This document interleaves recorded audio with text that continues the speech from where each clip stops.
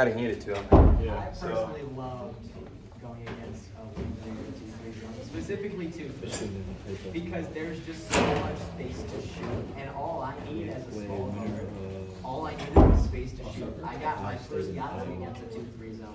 Yeah, and see, the problem is Missouri does not have street there's small bigs. Yeah. And Kentucky has it. When we beat them earlier this year, they shot us up 20% from three, you know, which, cool, we killed them inside. But today they've been hitting their shots. They've actually been really aggressive driving the lane, got our bigs in foul trouble early. My dad actually is he did the radio for Michigan women's basketball. So he's the radio, he's the official voice of Michigan women's basketball team. No kidding. Yeah. My wife's a U of M lady, so Yeah. we live in our household. Yeah. And he has a signature call, and that signature call is Yahtzee. And whenever a player scores 5 threes, 5 is the same number as a Yahtzee. And so I turned my very first one and only Yahtzee in like against a 2-3 zone, because I played the point guard, and in a 2-3, if they don't get up on the point guard, well, you swing, all of a sudden, wide open. Swing, wide open. They were in the 2-3 zone out of the inbound, the baseline inbound. So I just flashed to the corner, it was 2-3, and that was my final shot. And I made it, and I yelled, Yahtzee! It's great. Good times. Okay. That was like my sophomore year of high school. Then I quit basketball. Well, everyone, so I realized one thing when I was looking at the calendar, and that is that we also lose some time for Easter break. I hadn't really been thinking about that.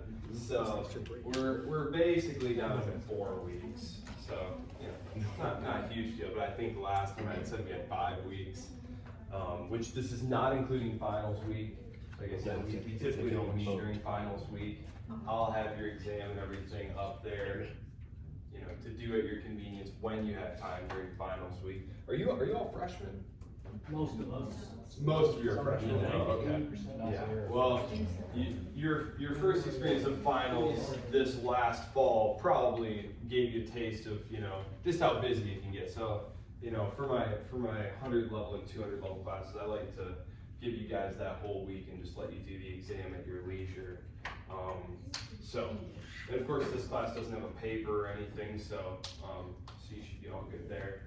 I had told you today I was going to, basically we had been in the 1870s, and I had taken us right up to about 1900 in Europe.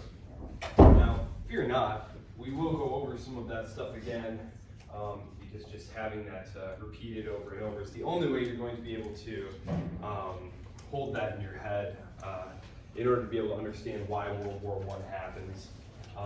Again, I think if you can hold in your mind that France and Russia are allies and understand the logic of that partnership, and remember that Germany and Austria are allies and understand the logic of that relationship, and then understanding why frictions develop between the Russians and the Austrians, again, I think that does most of the work.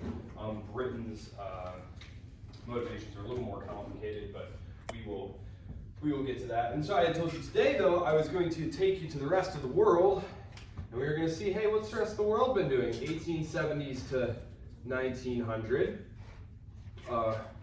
rest of the world. Some of this will be a little bit of a review because we had already talked about some of the major things that had happened in places like Japan. We had talked about the Meiji Restoration. Do you recall, this was this was probably 3 weeks ago now, when we include spring break. Does anyone remember what the Meiji Restoration was? Wasn't that like putting is it Japan or China? Japan. Well, recall. Was that like westernization of Boom. Japan? This is synonymous with westernization. Exactly. Because remember, in the 1850s, Commodore Matthew Perry. Oh, sorry, I can't help it. I always chuckle. Matthew Perry. Oh, Perry. The black ships he sent to Japan. Yes. Oh, no, Matthew Perry sails up to Japan. Japan had been like a little hermit kingdom, right? Little hermit kingdom. It wasn't that they had no trade with the outside world, but they basically had one island port where a couple of Dutch traders could come, and that was it. And the Americans show up with their phenomenal new state-of-the-art battleships and say, hey guys, listen, we were thinking you should start trading with us. Now we're gonna give you guys a chance to think about this. You know, first we'll make a demonstration of how sweet these new exploding artillery shells are, and then we'll be back in a little bit. You have a talk, let us know. And Japan, the Japanese leadership makes the decision that, well, we obviously can't fight these guys. They look to the mainland. They look to the mainland. What's just happened to the Qing Empire? They've just suffered their first loss in a war to a Western power. Remember, this is when the Opium Wars are going on. The first Opium War is just wrapping up, and China had been the dominant hegemonic power in East Asia since pretty much forever. There have been a couple of occasional interruptions to that, but generally speaking, they were the major power. And so the Japanese government decides, well, there's nothing we can do about it. They open up to trade, and they engage in crash course modernization. Now, of course, that includes industrializing,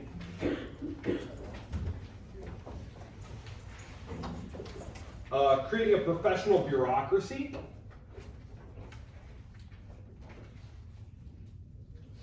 they adopt a constitution, and like representative bodies.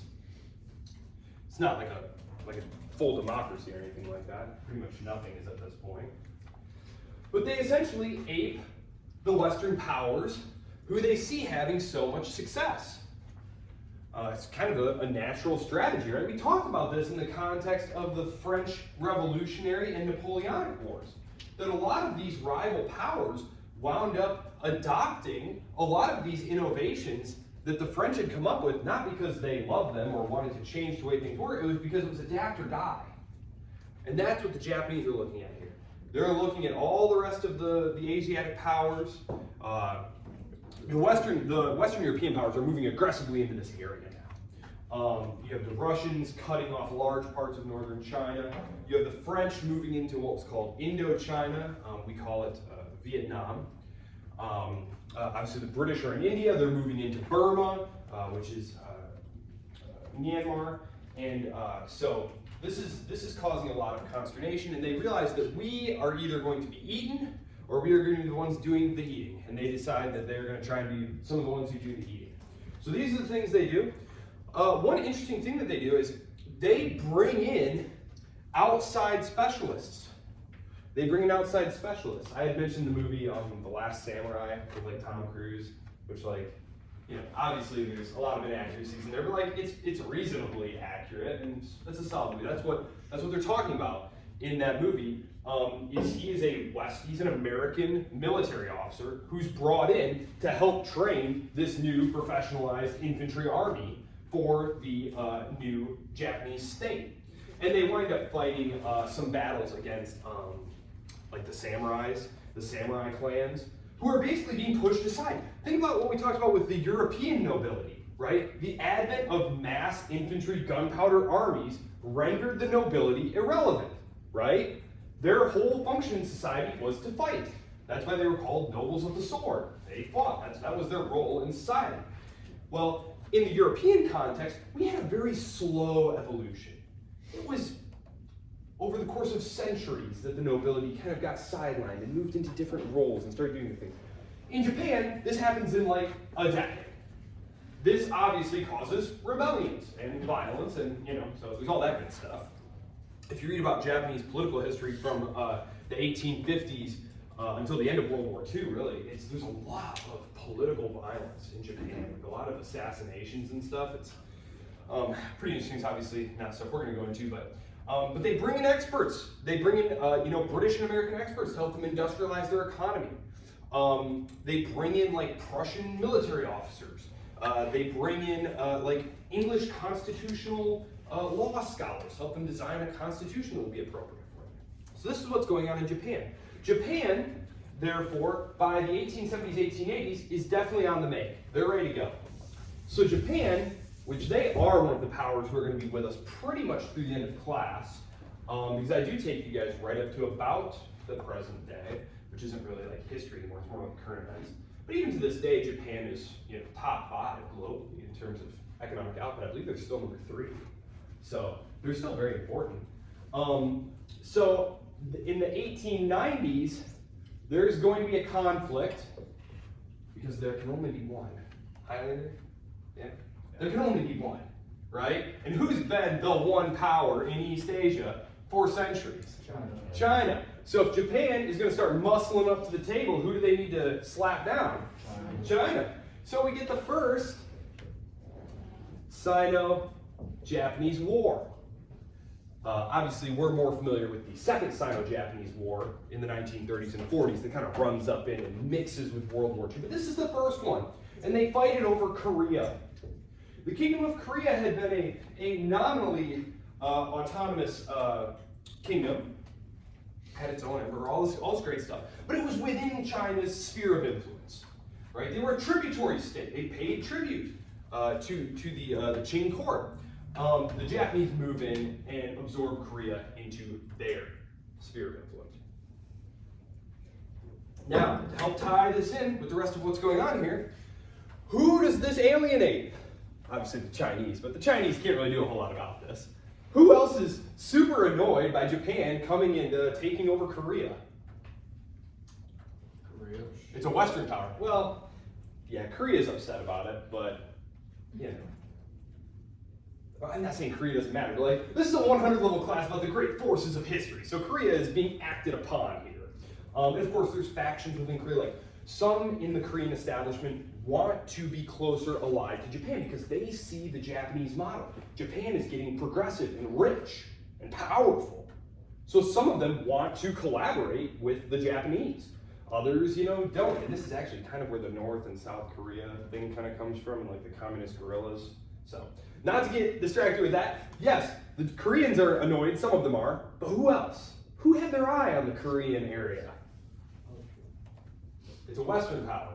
Western. It's a Eurasian power. Russia.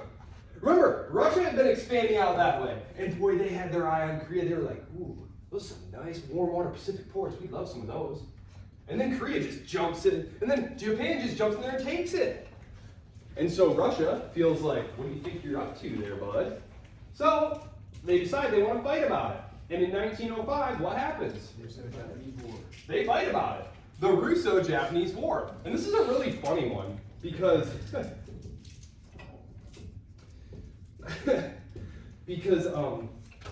so obviously just think back to Europe, right? We have Germany, which is encircled by France and Russia. Well, they were cousins. Kaiser Wilhelm and Tsar Nicholas were cousins. They were both grandchildren of Queen Victoria. And so they had like personal correspondences and they, you know, very, very good terms. And Kaiser Wilhelm was encouraging Tsar Nicholas, like, oh yeah, you should. Oh, you should definitely go fight the Japanese. Oh, definitely. You need to. I mean, it's only right and proper that you should go smack. Now, who do those Japanese think they are anyway? And, you know, of course, then they walk right into horrible disaster, right? Horrible disaster there. So a little bit of probably self-serving stuff there from the Kaiser. But the Russo-Japanese War. We talked about one of the strategic factors there. I believe it was you, sir. Yes? Yeah, you were the one who had raised the point of why did Russia start pushing into the Balkans? Well, it's because they got knocked out of the East Asian power competition. This is the moment when the British, for example, are going to say, Japan, you're legit. Let's have a treaty. This is when Great Britain and the Japanese sign a naval alliance. That's why Japan is on the Entente side during World War I.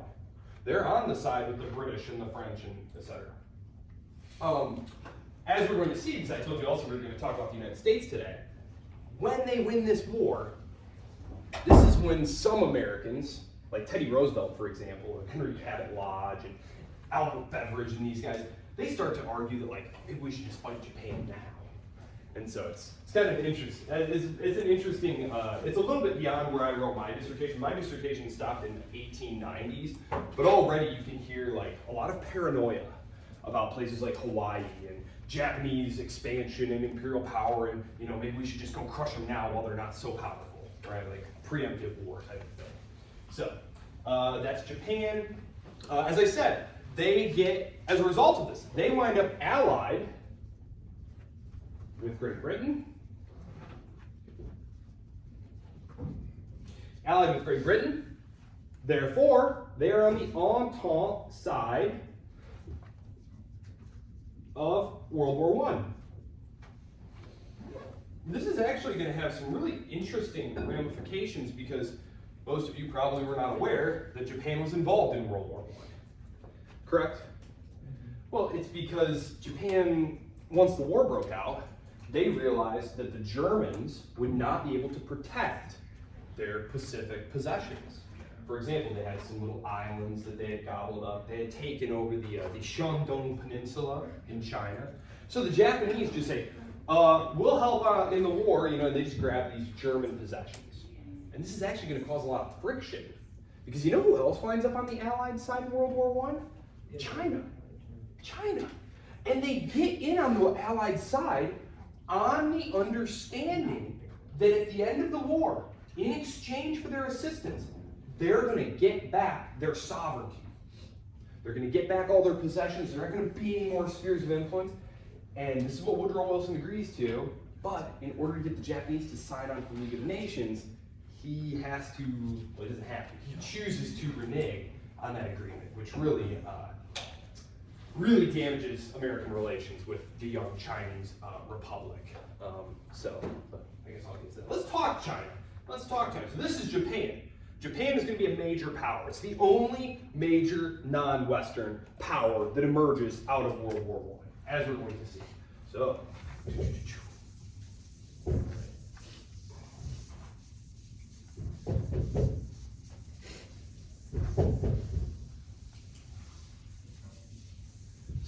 China. Let's do China. Okay, because obviously you are all interested in China, right? China, now the second largest economy in the world. It's the largest if you measure it in terms of purchasing power parity. They have the largest navy in terms of number of ships, though not necessarily in terms of firepower and tonnage. What happened here? Because in the 1870s, 1880s, how are China's fortunes going? Not good. Well said, indeed, not good. Remember, from about the beginning of our recorded history here, let's say about the year 0. So this is here, I'll do it like an XY axis. The economist in me will be pleased. Okay, so this is relative power, RP, and this is the year. And we have 0, and here's the year 2000. For pretty much all of history, China's relative power had been like way up here, right? They had just been killing it. And then in about the year 1800, they start falling down, and then it gets precipitous, right? Like they basically bottom out right here in like the 1880s, 1890s. I mean, things are just terrible, right? And then they recover. And this period here, from about 1850 to approximately 1950, the century of humiliation. Something that is still talked about quite a bit today in China. This is a very, it's tough. It's tough because America's never really like actually lost a war, right? Like obviously we've been unsuccessful in invading other countries, but that's not losing a war. The United States has never been occupied, brutalized, beaten down by another power. It's just never happened. So Americans don't really understand the psyche of a state that was once mighty and powerful and were then invaded, conquered, subjugated, had their wealth taken from them, had horrible, unspeakable things happen to like female members of their family. Like this was the experience of this period here. Falling from the highest of highs, going to the lowest of the lows, right? In this recovery period. So in the 1880s, what's happening? Well, there are reformers. There are reformers in China. Because you might have thought, well, it worked so well in Japan, why didn't the Chinese just do what the Japanese were doing? Well, if you recall, I had said that those Japanese modernizers, the Meiji movement, they had to like beat down their opponents. The samurai, for example. Because anytime there is a system in place, that system is held up by those who benefit from it. And so if you want to change that system, you need to either get those who benefit from the system currently, you have to convince them that, hey, these changes we're going to make, you're still going to be killing it in this new system. You'll still benefit from this new system. And if you can't convince them of that, then you need to find a way to, get rid of them, basically. And that is something that the Japanese government was able to do. They killed them, right? Piece of cake. Some of them they were able to turn into like a lot of these clan families, like Mitsubishi. Yeah, like they just channeled their energies into like commerce. Some of them were able to do that. Some of them were not willing to do that. China, these reformers run up against the establishment. Only the establishment fights back much more effectively. They defeat every effort at reform. And as I said, this is also a period where, sometimes you have a great, strong leader who's decisive and can get things done, and then other times, you get your Louis XVI, you get your Tsar Nicholas II. Well, that's exactly what's happening right now with Imperial Qing China. They're getting a bunch of just not very strong, not very good emperors. In fact, they get a couple who are like super young. And anytime in history you have a super young kid inheriting the throne, that's usually not going to be good. It's usually going to spell problems. And that's exactly what happens here. Cixi, the Dowager Empress, actually winds up being the one who pulls a lot of the strings. And she's trying to actively undermine efforts to reform the system, to industrialize, to modernize. And so that's really the story there, is it was thwarted efforts at modernization, a lot of infighting. It's not helped by the fact that China has to fight, they have to fight the Russians during this period, they have to fight the French, the British, the Americans, the Japanese. It's just war all the time. And when they're not fighting one of their neighbors or one of the powers who is trying to invade them and take away their stuff, they're having to put down internal rebellions. Remember, we talked about the biggest one of those, which was the Taiping Rebellion, where it's estimated that something like 20 or 30 million people died, and the government basically lost control of the entire southern half of the state. I mean, this is horribly destructive stuff that's really going to sap your state power here. It ends with, let's see, there are two things that you might be familiar with. The Boxer Rebellion. You ever heard of the Boxer Rebellion?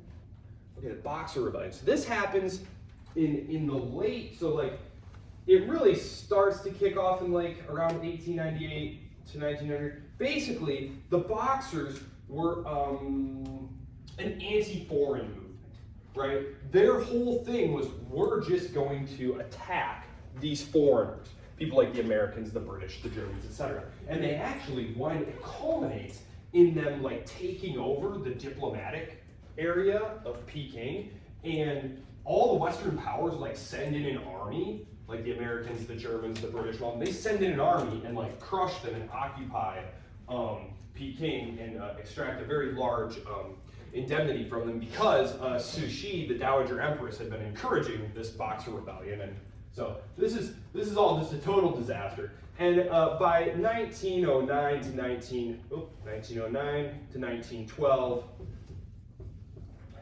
the writing is pretty much on the wall. There's rebellion in the street. Provinces are just basically ignoring the central government. We get a revolution. And Republican China is born. Revolution, the Republic of China. Just a note on the names here. What do we call China today? What is the name of that government? The People's Republic of China, right? All the communist governments had People's Republic of whatever. That was usually how you do it as a totalitarian state. It was called the People's Republic of whatever. Not a place you want to be, right? What happened to the Republic of China?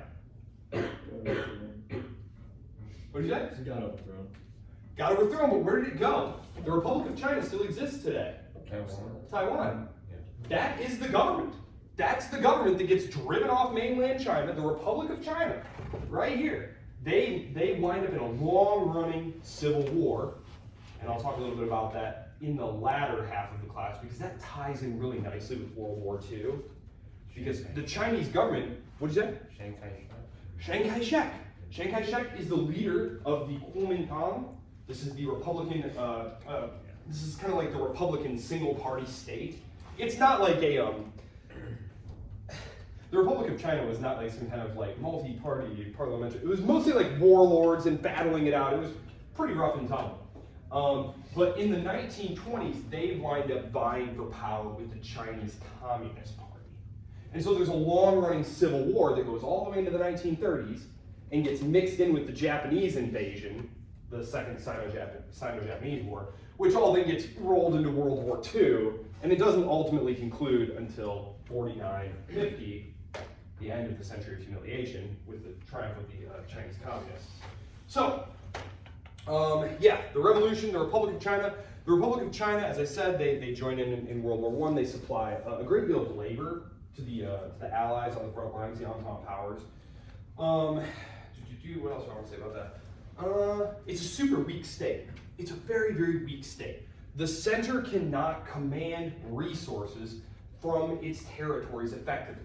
What you really have, and if you Google it, like China's warlord period, it will show you that like a lot of the leading generals of the Qing Empire, when the empire fell apart, they basically said, well, look, I've got the army in this province, so I'm just going to be in charge and I'm going to collect the tax revenue. And, you know, sure, you can say I'm part of Republican China, but like I'm only going to do what I want to do. So it was a very gradual process. In the 1920s, that's part of what Chiang Kai-shek was doing, was going around and conquering, defeating these warlords. He was able to buy some off, you know, coax others into the coalition. Others, he had to just go straight up fight and conquer. So China was not the place you wanted to be during this period. It's just war all the time. War, rebellion, horrible stuff. 100 million people get killed. You know, which is such a big number that it's like, doesn't even mean anything, right? Like 100 million people is just, there's so many people. It boggles the mind. My mind has been effectively bottled. Okay, so that's China. Boom, boom, boom. Which, as I said, both China and Japan wind up on the Entente side in World War I, which of course is where we're headed. We're also excited about World War I. Okay.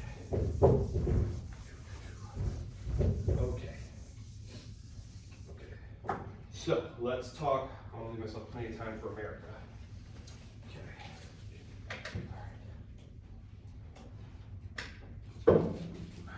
Just gotta keep moving this thing because I have a map here, but I remember from last time it will go to sleep on me and I'll have to restart it. Oh yes. So let's go Persia, India. Let's do these two first. India. What's going on in India? We said there were basically two periods that we're interested in. Remember, when we first started this class, in the 16th century, the Mughals had invaded from Central Asia, yet another invading Central Asian group, taking over India, setting up shop. Then the British come along, though, right? And we said British rule is basically divided into two periods. One was ruled by a certain company, which was called the British East India Company. The British East India Company rules it. And that's basically from like the mid-1700s, company rule.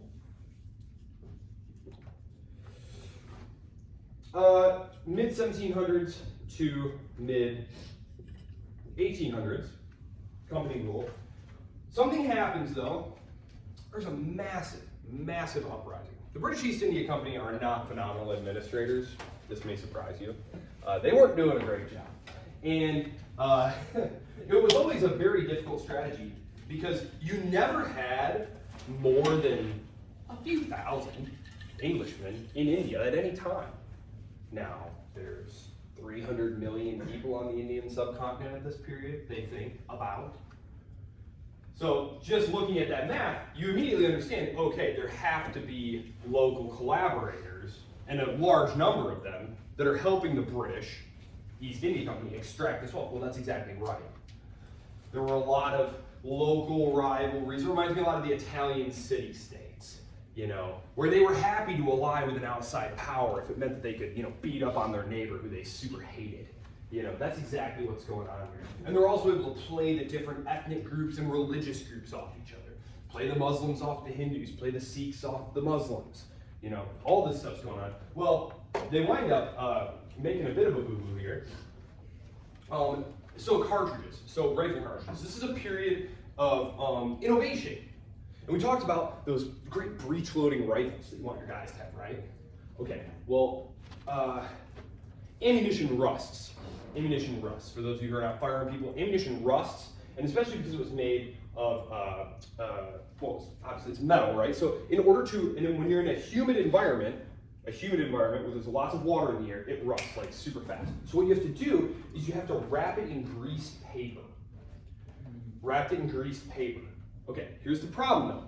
A rumor went around that these new cartridges that everyone had been issued, that these cartridges were greased with animal fat. Animal fat. Now this is a problem, because if you are Hindu, beef is taboo. Beef is taboo, and there was rumor going around that and the thing is you had to put it in your mouth. So like you're loading, right? You hold your gun like this and it's on your hip. You would rip the cartridge, you would rip the paper off with your teeth. So you're getting the beef fat in your mouth. Or the other rumor was that it was pork fat, which of course now you're offending the Muslims. And so these units say, we're not going to use the new rifles. And the British East India Company officers say, that's totally fine. We'll just give you all a standard demonstration of what's going to happen to you all if you don't use these rifle cartridges. One thing that might surprise you is military discipline used to just be insane. Like a common punishment for insubordination was being whipped. Being in the army was not a great job. It was terrible. They basically empty out the prisons and force these guys into the army. So they whipped these dudes. And think, okay, we've taught these guys a lesson, we've whipped the troublemakers. Well, during the night, the soldiers decided, why don't we just kill these British dudes? And so they did. And there's a massive mutiny. It's called the Indian Mutiny. The Indian Mutiny. And this right here is going to completely overwhelm the British East India Company's capacity to deal with this issue. They have to call in the British government. And after they've put down the rebellion, pacified things, the British government essentially says, okay, we're taking over here now.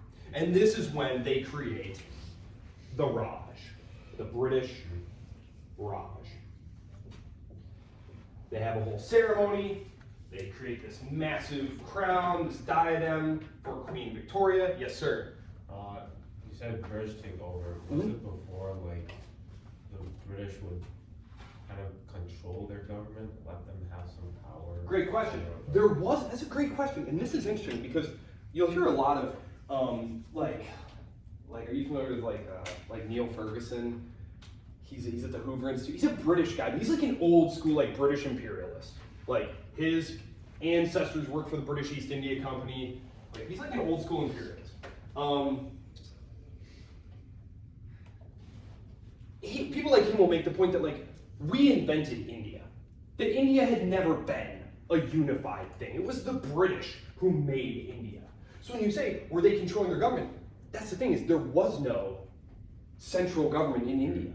That's why the British East India Company was able to dominate, because they were able to play, imagine 50 different local power centers, and you're trying to balance them all off against each other.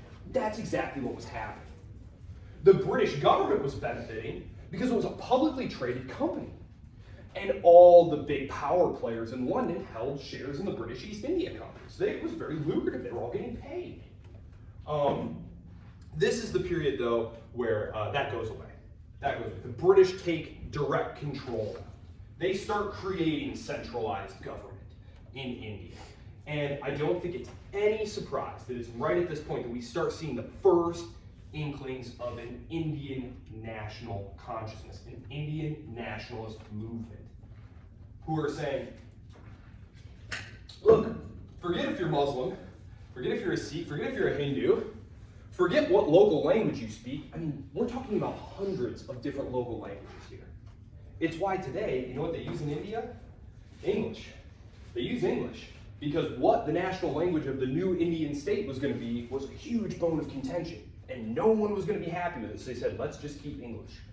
Let's just use English. This is the moment when the Indian nationalist movements really start. These are the first inklings. When people like Gandhi get involved and Roy and all those guys, that's going to be later. That's going to be in the teens and 20s. These are people who the British government here, they said, hey, you know what we need Indian people running affairs in India. So they would take people like Gandhi, for example, and they would be educated in England.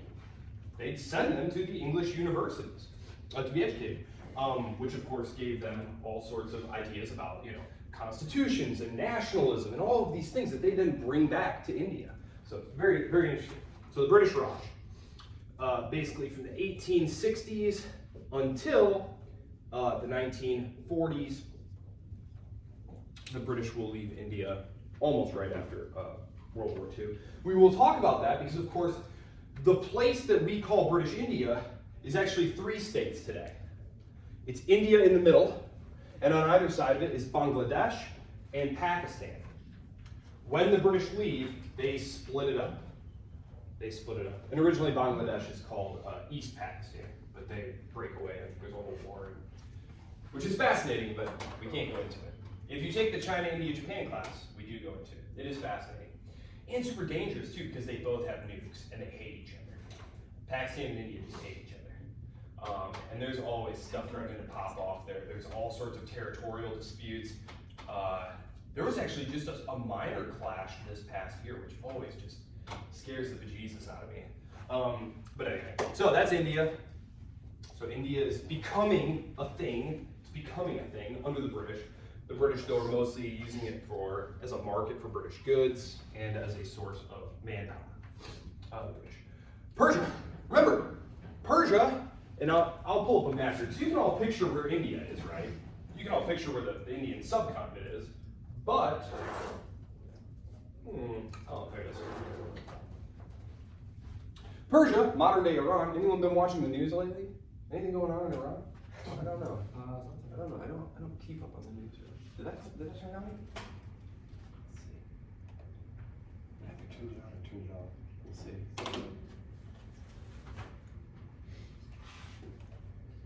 Let's turn that light off.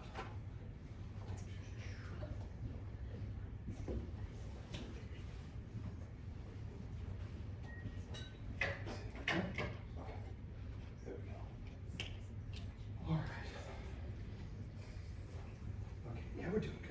Maybe about 25 minutes by that. Okay.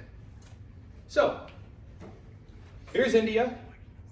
This is the area right here that we call Afghanistan and Pakistan right here, right? So here's that. Here's Afghanistan. This area right here, right? So this is the area where the Russians are pushing into this area, right? The Russians are pushing into all this area. This is basically the border of the Russian Empire. This is the border of British India. Okay, I don't know why for a map in 1903 they have all these states. Those weren't things. This was India right here. That was Afghanistan, the unconquerable place, right? Which is just crazy. Yeah. This is Persia right here. This is our home of Shia Islam. Remember that the Russians had basically gotten together with the British and they said, look, none of us wants to fight a war in Central Asia. It would be a huge drain on our resources. It would be just think about how hard it would be to get resources and manpower into this area to fight a war. There's no railroads. There's really no navigable rivers. It's just going to be a huge mess. So they decide, okay, we're going to make Persia the buffer zone. And Russia, Imperial Russia, is going to have the sphere of influence up here. The British will have the sphere of influence down here. And then the middle area here, we'll leave that to the Persian dynasty here. They're going to have their area here, and this is going to be the neutral zone here.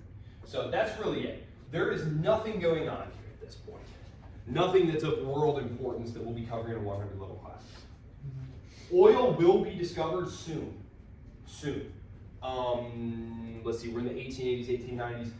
Within like 15 years, they're going to discover oil there, and that's going to spark a race to dominate these areas, where the British are basically going to say, whoa, whoa, whoa, just back up. Very interestingly, once they figured out that oil, that black tarry stuff that could be used for all these great things, one thing that I found so interesting was, because now they have all sorts of really incredible technologies that they use to figure out where the oil is. Back 120 years ago, what they did is they went to Oxford historians and said, hey, ancient historians, and said, hey, anytime you encounter a historical source mentioning like a black tarry flammable thing, go find all those.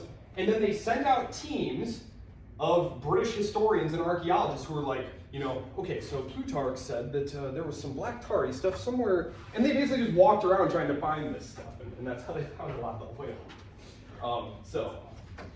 Yeah. Yes, okay. America. I'm almost to America. I'm almost there. I had already mentioned things that were going on with the Ottomans there, that there's this territory here. I'm gonna pull up the Ottoman Empire just so I can explain a little bit of what their problem is here. Okay. Problem for the Ottoman Empire. Okay, here's the problem the Ottoman Empire has. This is an age of nationalism and all that. The Turks come from over here, and they conquer this area. What's the problem, though? Are these Turks? These Turks? Nope. Are these Turks? Nope. None of these are Turks, right? So all of these are essentially subjugated people.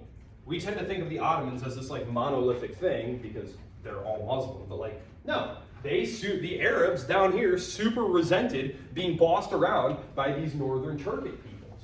Okay? So that's one of the bazillion problems that the Ottomans are having, is rebellious national minorities who just don't want to cooperate with what the central government wants to do.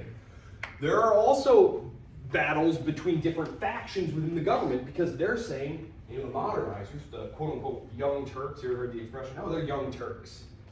These are like the young guys who are coming in wanting to shake things up and change things.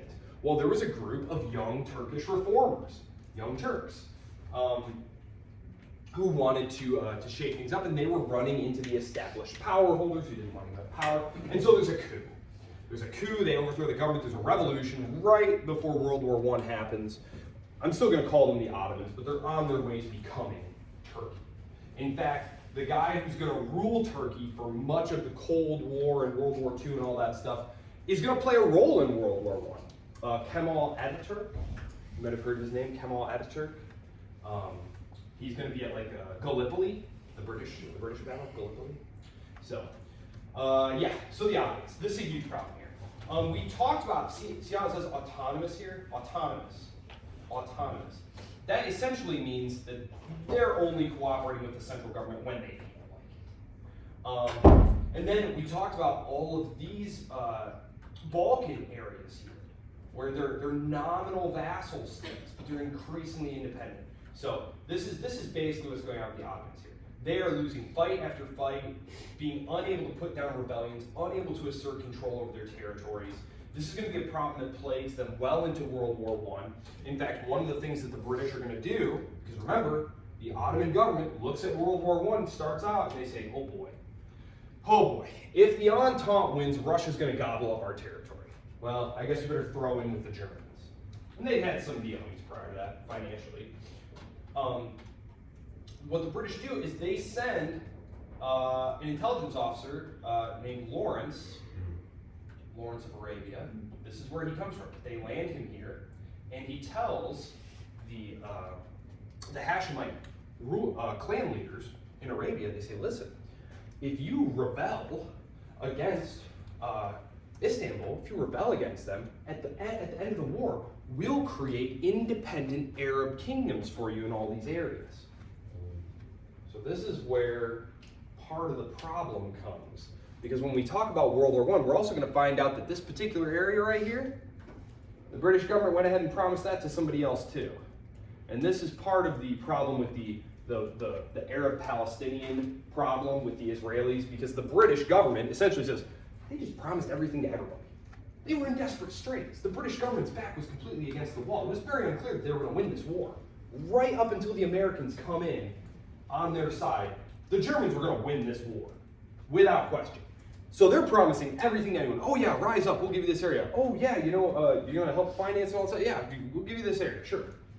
So, let's move in here. Important to note, because a lot of times on the news you'll hear they're like, oh well, the Muslims and the Jews, they just implacable eternal hatreds, what are you going to do about it? Wrong.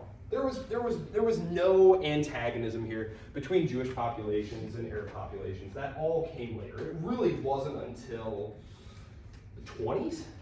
Yeah, the 20s. The 20s is when things started to get real heated. So, we'll have occasion to talk about that. Are you guys interested in like the creation of Israel and stuff? Okay, we'll take time to talk about that then. It's fascinating. It's very fascinating. I said this was the age of nationalism.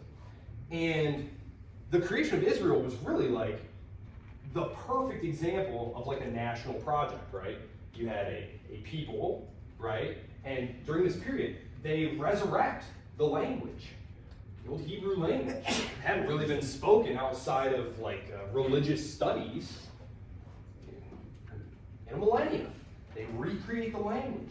They put together a national platform, and they start looking for a homeland for the Jews. And there's all sorts of places that get floated. Like I believe Uganda got floated.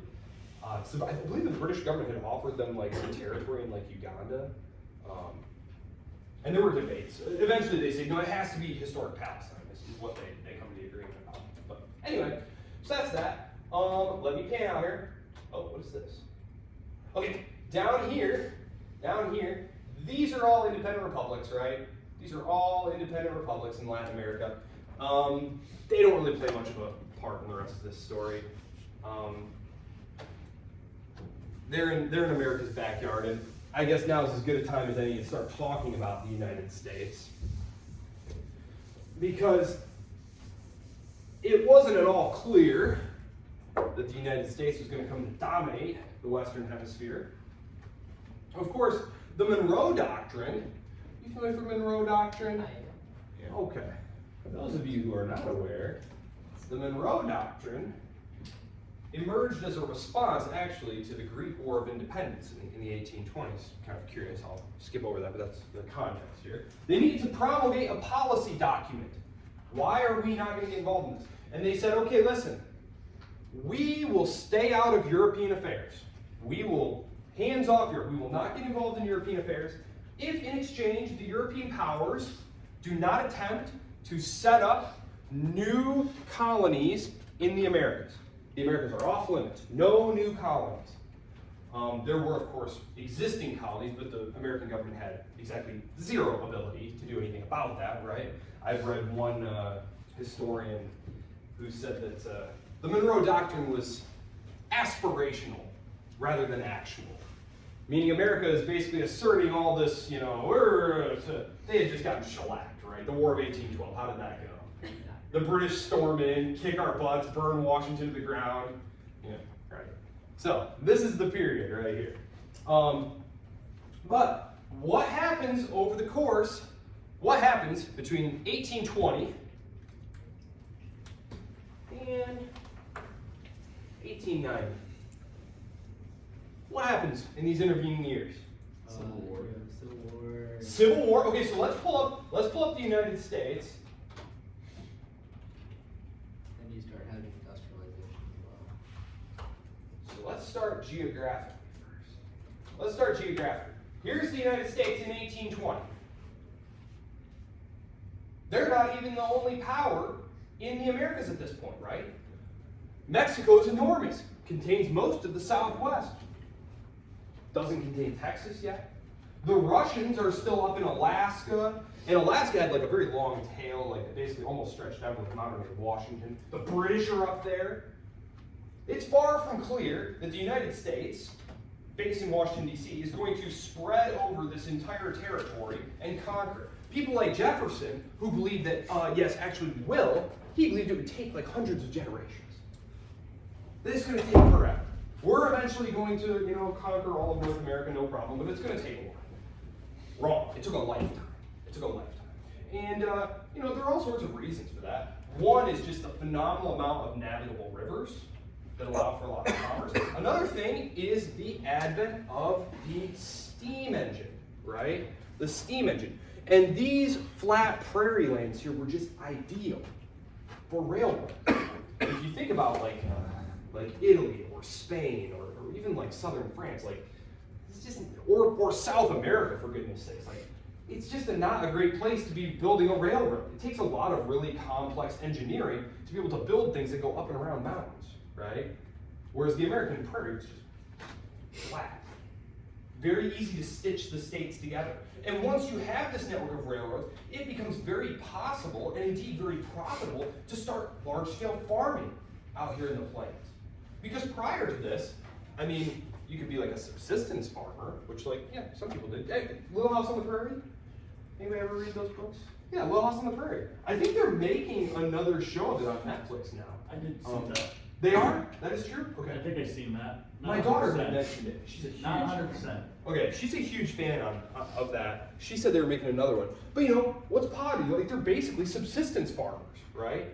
Well, once you have the railroad, you can grow things for market. You can make a lot of money. So, the United States is going to overspread all of this territory. You mentioned the Civil War. Who said Civil War? A couple of you guys said Civil War. What is important about the Civil War? What would we say is important about Civil War? It's really the first time that the Union itself is challenged.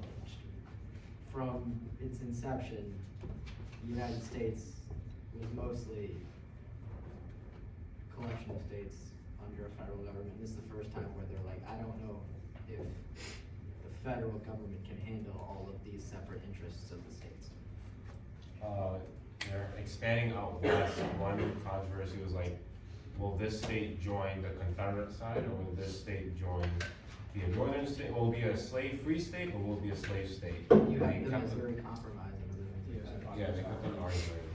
Yeah, this is one of the curious things that I find about like the Civil War and the arguments over like the extension of slavery and stuff. And obviously this isn't an American history class, so I can't go too much into it, but it's kind of curious. You had the Southern Democrats, right, who wanted to expand slavery into the new territories that were conquered in the Mexican-American War.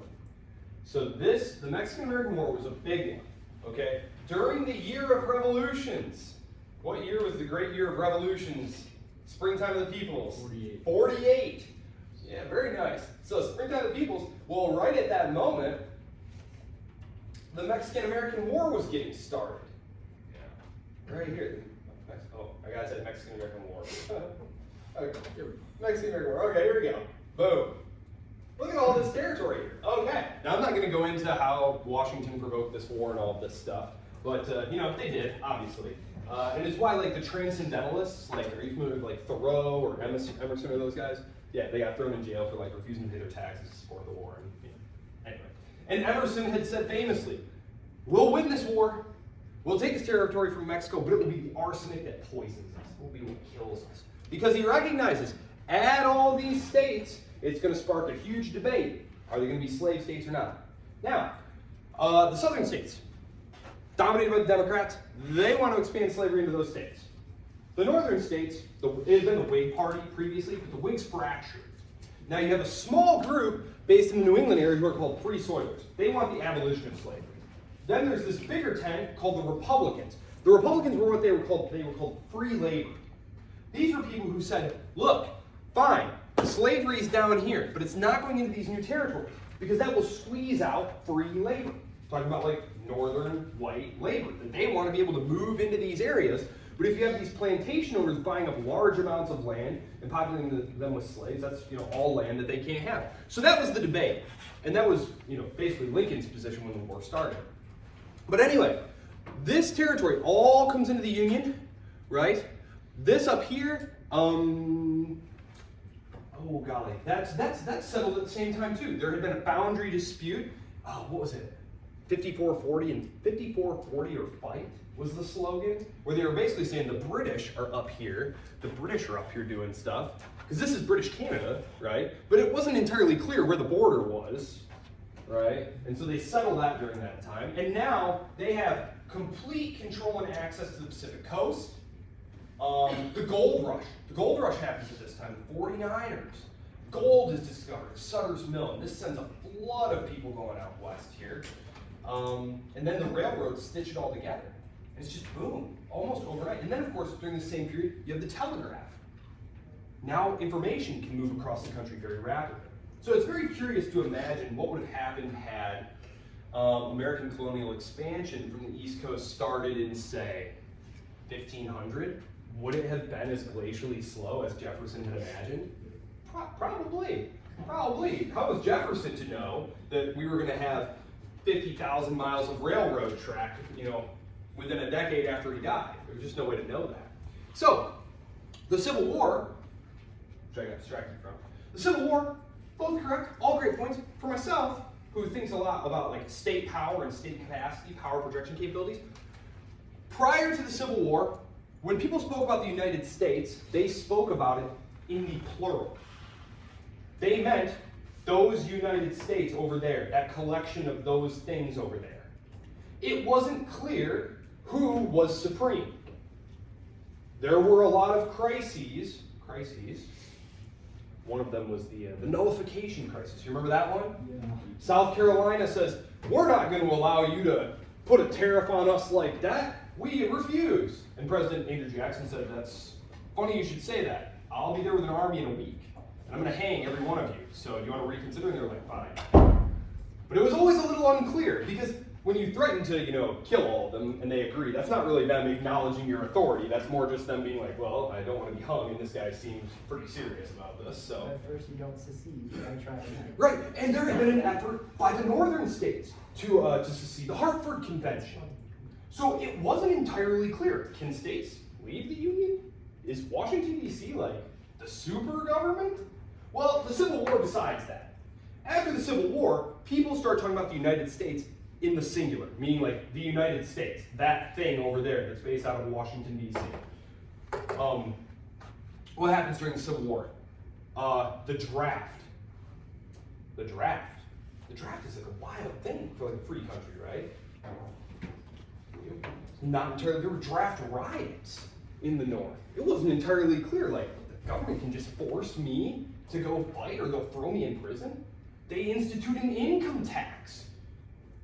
Where'd that come from? No, it wasn't clear that was in the Constitution. They wind up having to pass an amendment, right? In 1913 to make income tax illegal. It wasn't clear that was illegal. They suspend habeas corpus. They suspend all of your legal rights. They start printing paper money. Again, these were all things that were not constitutional, but they were justified by wartime emergency. And when Washington leaves this war, it's very clear that Washington, D.C. is now clearly in charge. And that in a crisis, they have all the tools that they need to be able to deal with things, from the draft to the ability to conscript, to print money, all this stuff.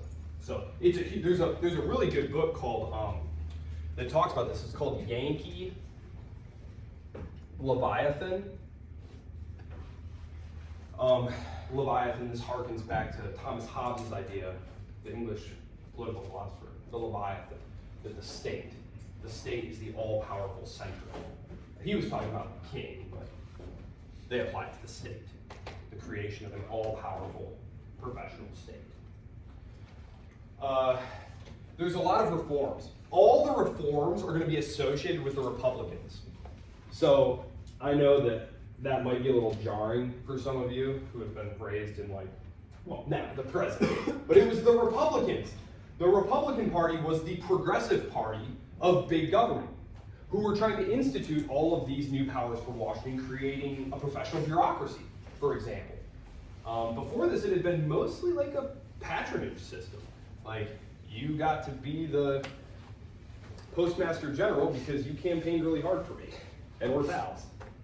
No more. Well, we're going to start staffing these things with professionals. So there's still a lot of, so we're in 1890. Something happens in the early 1890s. The frontier is closed. Okay, so there's a census, right? And the census would talk about where the lands were. It talked about how many people there are, what religion they are, et cetera, right? But it also talked about the lands that were part of the United States. And until the early 1890s, there was the frontier. Yes, there were people here and stuff, but there were also large pockets of Native Americans who were not super thrilled about losing their land, and there were about 30 different wars between the end of the between the Civil War and the 1890s, where those Native Americans who had not already been put on reservations are either put on reservations or killed. The final conflicts are fought, and the frontier is declared closed, meaning that all the wild lands of the Americas have been conquered, subjugated, brought into the American Empire, the Empire of Liberty, as Jefferson fondly called it.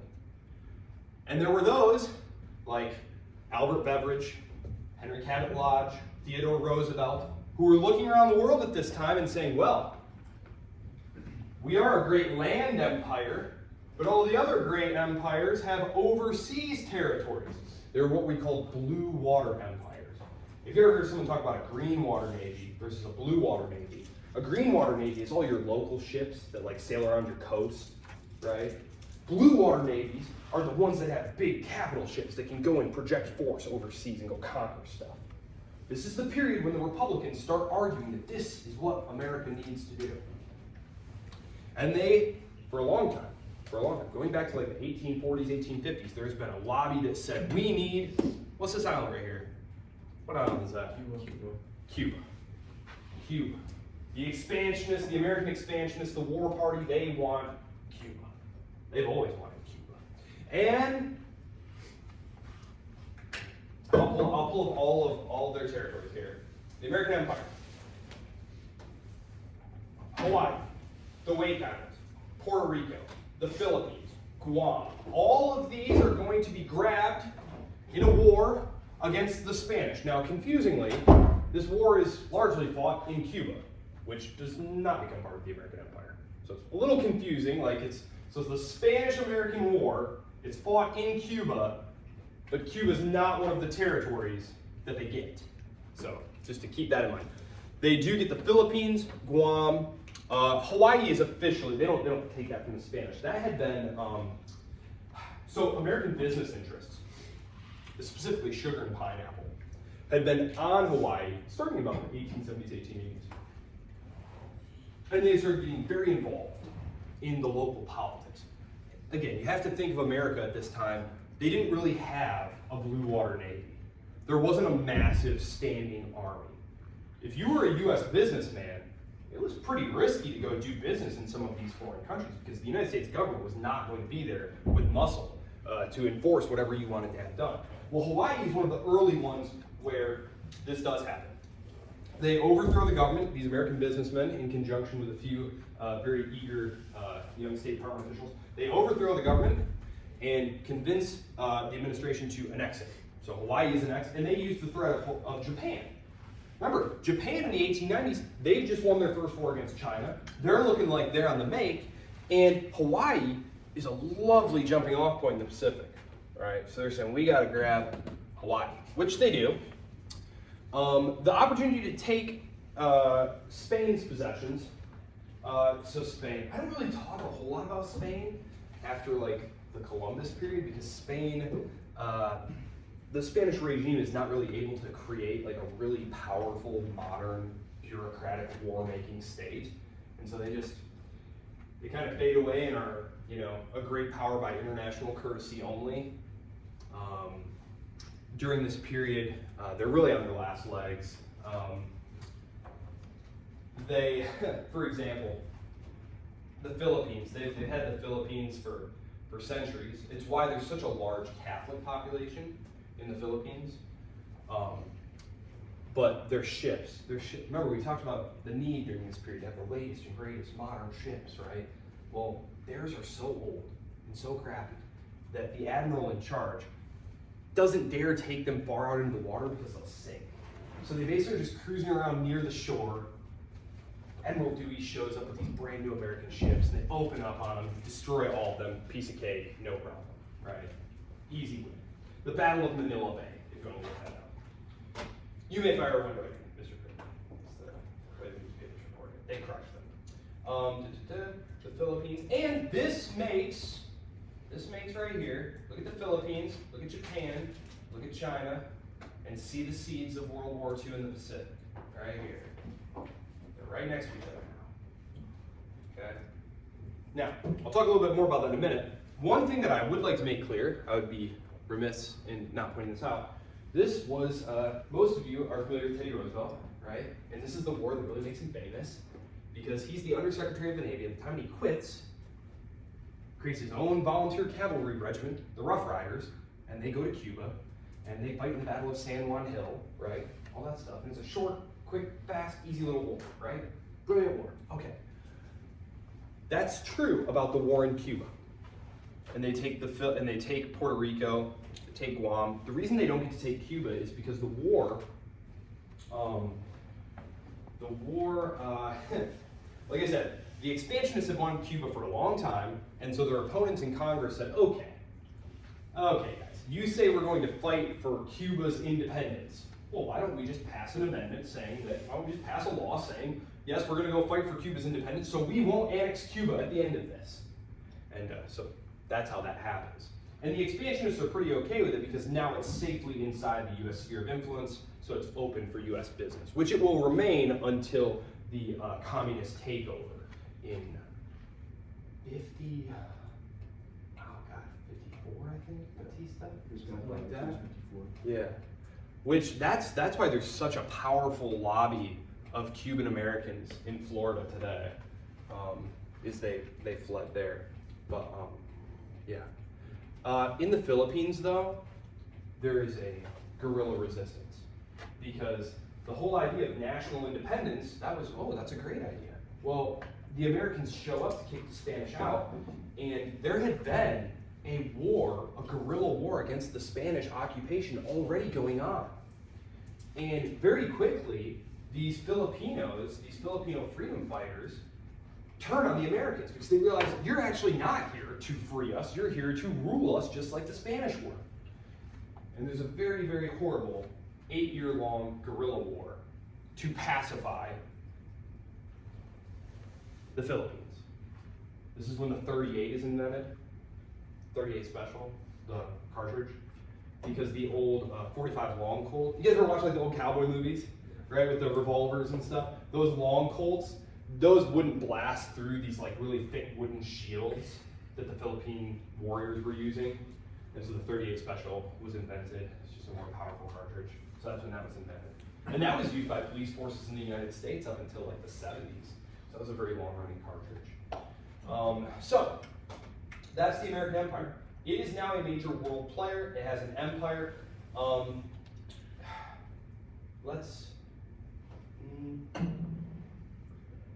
have a little bit of time here. American policy toward China. I just want to come back to this. I want to talk a little bit about American policy toward China. While the United States government adhered to the Monroe Doctrine, basically saying, look, we are going to be not involved in European affairs. And this was very true. There were, obviously in the United States, there was always a very strongly anti-monarchical political ideology, right? We're not friendly to kings, never have been. And so when all these rebellions and revolutions, all these national independence uprisings in Europe are happening, they're happening against monarchs. And there's a lot of public support in the United States. They're like, hey, we should send money, or hey, we should get involved, hey, we should send guns, right? Especially because you have a lot of immigrants coming over, a lot of first-generation immigrants. The Irish lobby, for example, the Irish lobby is very powerful. German lobby, very powerful. The German belt, right? If you look in the Midwest, like the overwhelming ethnic background of people in the Midwest is like German. And so they have family back home. They're a first-generation immigrant. They're reading German language newspapers. They're very plugged into this. And they're lobbying their congresspeople. And some of them are becoming congressional representatives themselves. I did a lot of work on the German Wars of Unification, and one thing that I found was a lot of the US representatives who were writing op-eds and saying we should get involved and support the Germans, and these guys were literally first-generation German immigrants. Some of them had fought in the American Civil War. Very, very fascinating stuff. We tend to think of that kind of stuff being like very new, like maybe someone who's first-generation Mexican, has ties to Mexico and stuff like, yeah, and that's perfectly usual. That's exactly how it's always been. It isn't until their third or fourth generation that they kind of lose that connection to the motherland. But the United States did not feel any such hands-off. So like I said, they were hands-off as far as Europe went. They were very hands-off, did not get involved. They were scrupulous in that way. They did, however, see the Pacific as a natural arena for American power projection. They were very active and concerned. They sent military expeditions during this period, the 1860s to 1870s, 1880s, 1860s to 70s. Actually, before that, in the 1850s too. 1850s, 1860s, 1870s, they send military forces to China, Korea, Japan, I'm going to call it Taiwan. If you ever read old stuff, it's called Formosa, but we call it Taiwan. Yeah, they sent military forces to all of these places in order to like smack down locals or like assert their rights there.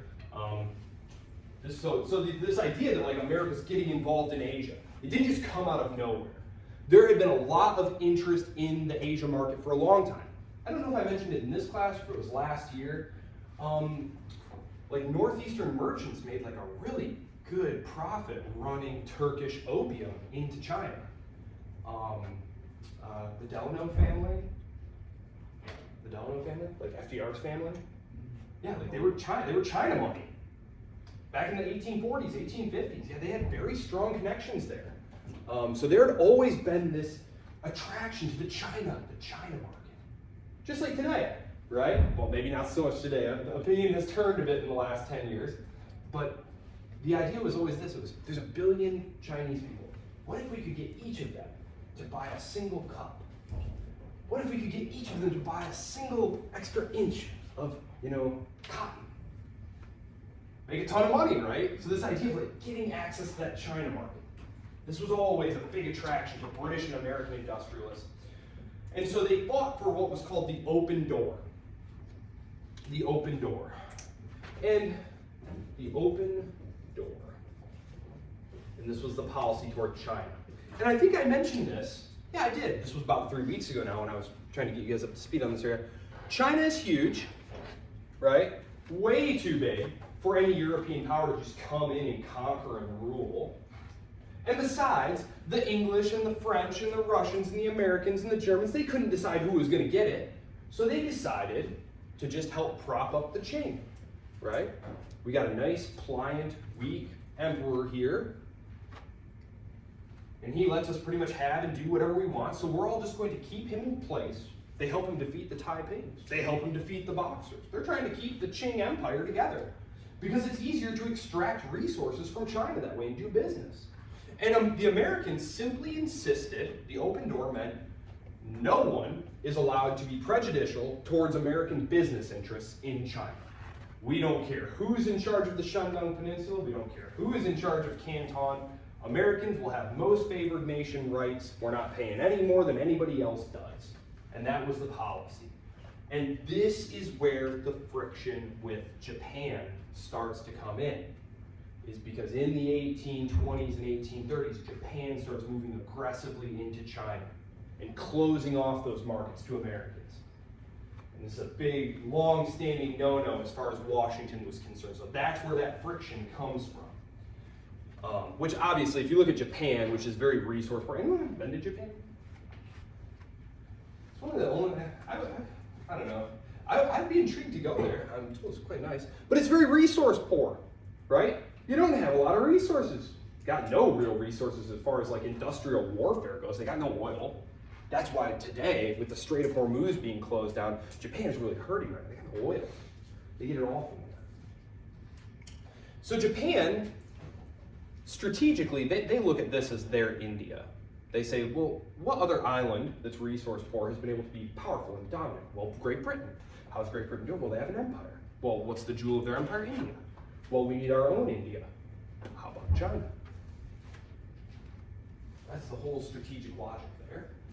Because this area of northern China here is incredibly resource rich.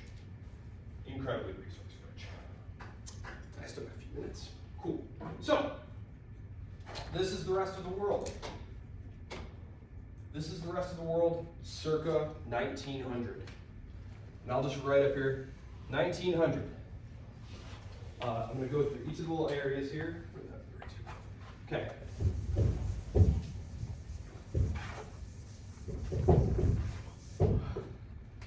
So let's start with the easy one, Latin America. It's a non-entity. It's a non-entity for a 100 level class about why the world looks the way it looks today. Because, as I said, in 1898, the United States starts muscling up. Well, one of the things that they also do is they start pretty much dictating how things are going to go in the hemisphere. There are boundary disputes, for example, down here in South America. And the US government basically tells the British and the Germans at separate occasions, look, unless you want to fight about it, you better just back off. And the British and the Germans do back off. Same thing with Canada. And you see how Alaska's got that weird border? That weird border. You ever looked at Alaska's border and thought, why on earth does Alaska's border look like that? Alaska. Well, once again, this is Teddy Roosevelt. Right here. You see this right here? This very long tail. Isn't that weird? Well, it was because the British had discovered gold in the Yukon there, and Teddy Roosevelt didn't want them to be able to get it out of there. And so he said, yeah, we're taking all this coastline here. And the British were like, but that's not fair. And Teddy Roosevelt was like, would you like to fight about it? And they were like, not really. So I guess that settles that.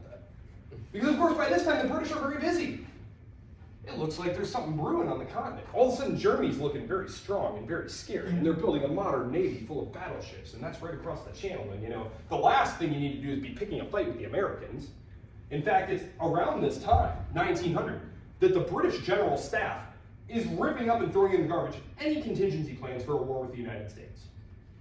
You know how war departments are. They're making contingency plans for everything, right? It's at this time that the British Imperial Staff basically says, look, we're just not going to fight a war with the Americans. So, like, if something happens over in the Americas, we just have other fish to fry. Our concerns are with what's going on in Europe. Our concerns are with India and China. What's going on in Canada or South America is just small potatoes. We don't want to alienate the Americans, and we certainly don't want to get in a war about it. So that's why the United States, Latin America, just dominated by the United States. Dominated by USA.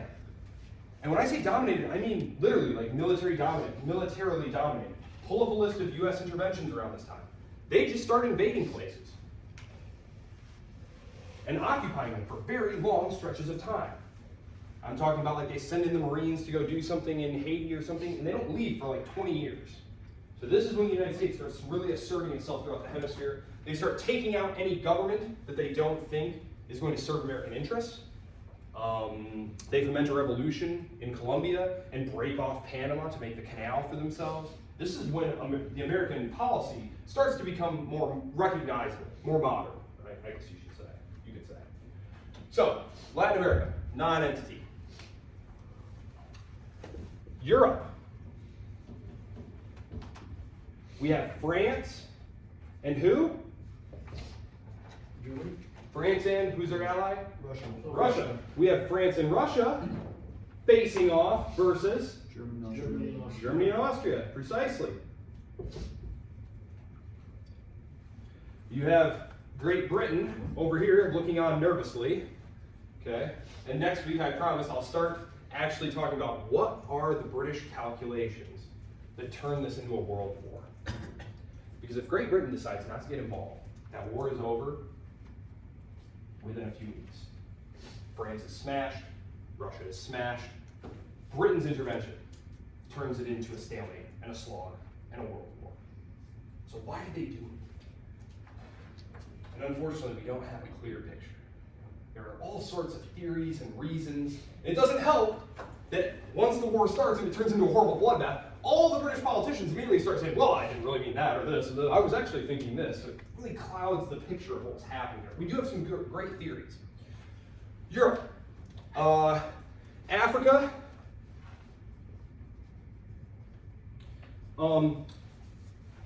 Okay, so sub-Saharan Africa,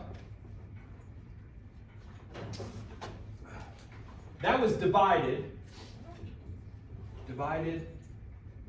up.